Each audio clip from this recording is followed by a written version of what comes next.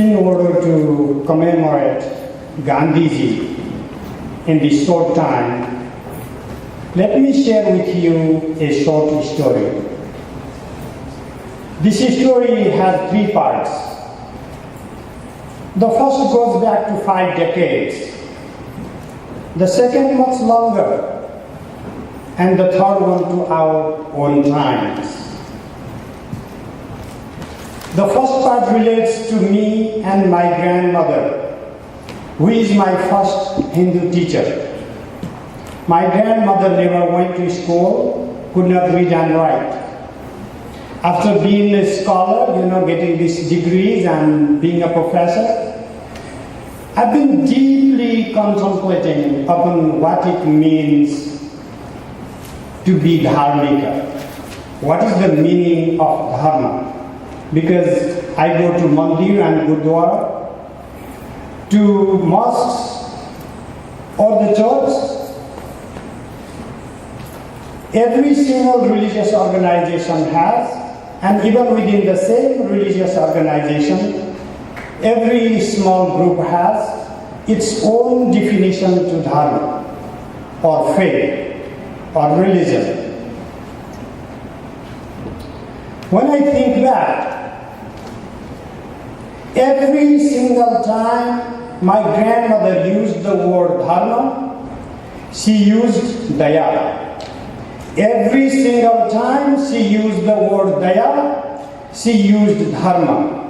I never recollect my grandmother using daya and dharma separately. Every time it was daya dharma. Every time it was daya dharma. It was not just synonymous, it has become a single word. In her mind, dharma could not be anything but daya, karuna, compassion, and compassion could not be anything but dharma. How was this in this illiterate grandmother's psyche? What settled that concept? What is it beneath that idea?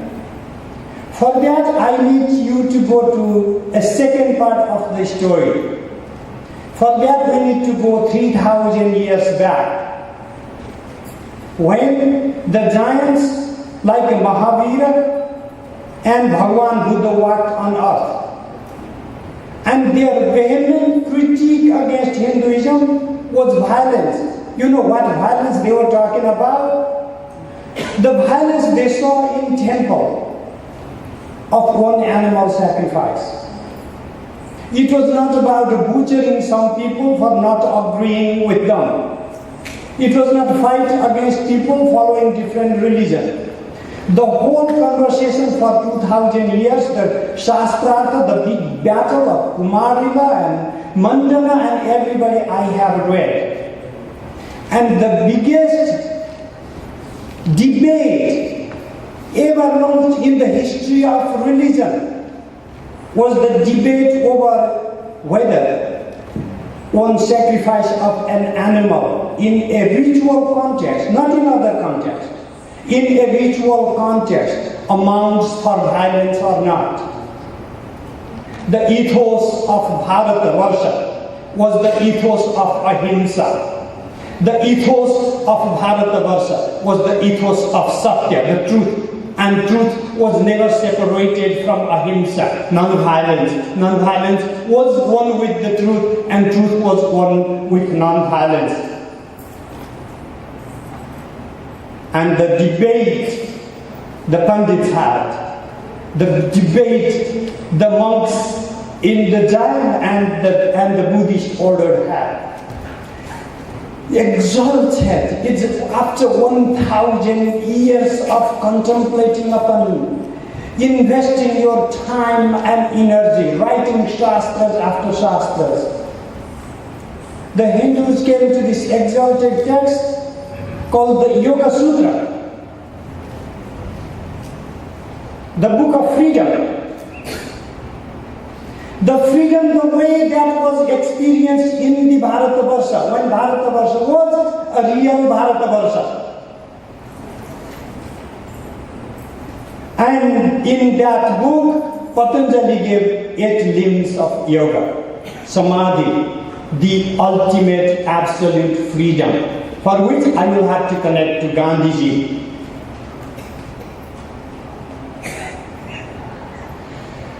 To reach to the Samadhi, Patanjali started with Yama. And Patanjali is not saying you do all 8 together, or Patanjali is not saying you do one of these, whichever works for you. Patanjali made it mandatory that there is no second grade without going the first grade. These are sequential. And the first thing of Yama is ahimsa, non-violence. If someone says, I am a yogi, and does not abide by the vow of ahimsa, he cannot be a yogi. That is against dharma. That is against the Hindu scripture. That is against the ethos of the Bharatavarsha.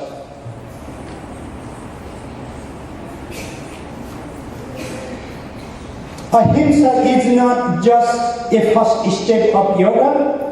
Ahimsa, when it is exalted, when it culminates, ahimsa itself becomes samadhi. What we experience, what we practice in the beginning of yoga is what happens when we reach nirvana. A person with no desire for any violence. That is what dharma is all about. That is what the debate of 3,000 years in Bharatavarsha has brought. That is what is our wealth, and that is what Gandhiji preserved with his last breath.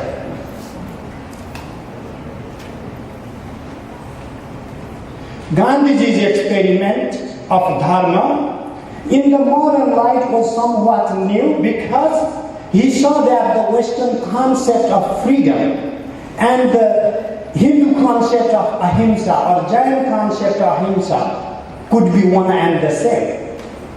Because the concept of moksha and concept of freedom for him were not too separated.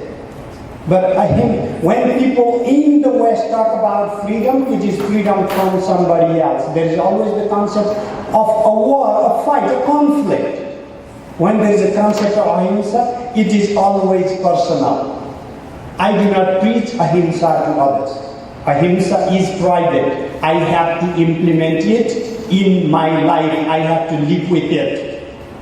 It does not matter which particular ethos you live by. It never mattered to our fathers and forefathers. The only ethos they strived to live by was the ethos of ahimsa.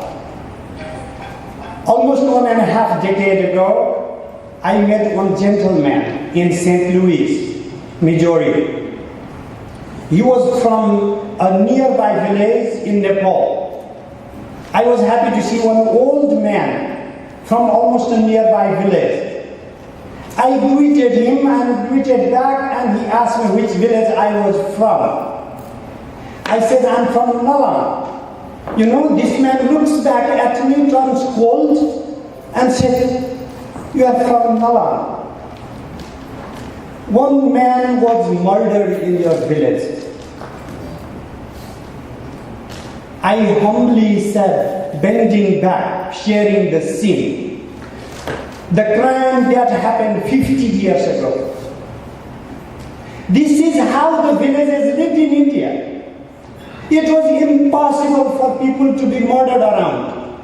And if one such incident happens, 4, 5, 6, 7 generations would have to live through that sin. That is the civilization that they created there. And that is what was very easy for Gandhiji to experiment.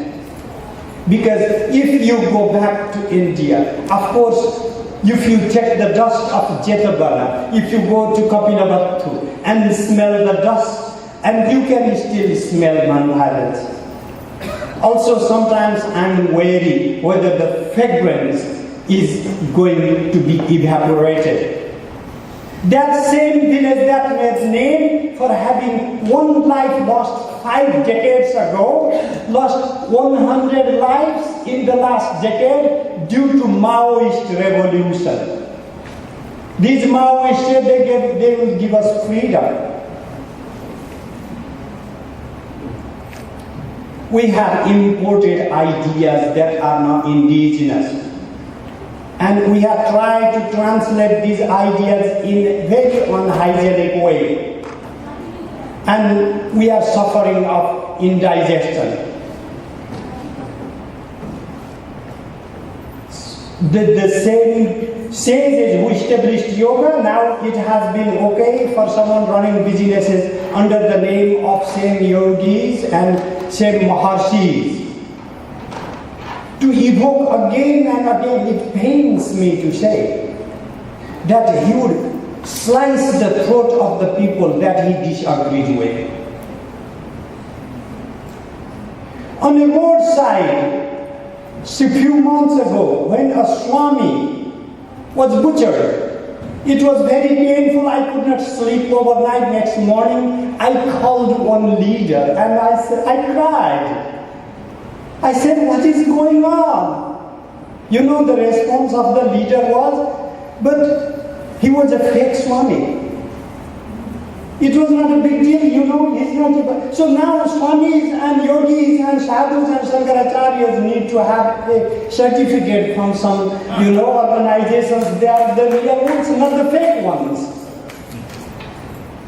My grandmother told me a story. I never read Ramayana carefully. Forgive me, I'm a Hinduism scholar, never paid as much attention to read the book Ramayana. For one reason, when my grandmother told the stories, they were much more than watching television. They were so much live. Every single story happened in the life of Lord Rama. I could see these characters dancing in front of my eyes. And one of the stories that kind of boiled me up was when Lord Rama is walking out, and one Dhobi guy says, okay, this is Sita, the characterless woman, and such and so. I look at my grandmother's eyes and say, grandmother, why does not Lord Rama take his sword, slice his throat or cut his tongue? How can he speak such words? I was just a 6-year-old, okay? My grandmother speaks, Babu means dear boy, but he is a father of him too. A king is a father to all his citizens. A king has a bigger responsibility. I'm crying, but what happens to Sita Mata? And my grandmother says, Sita Mata and Ram are one and the same person, boy. A king has to suffer in order to please his subjects. This used to be the ethos we had. Today, how often or how loudly we have objected to the killing of the scholars who are Marxists.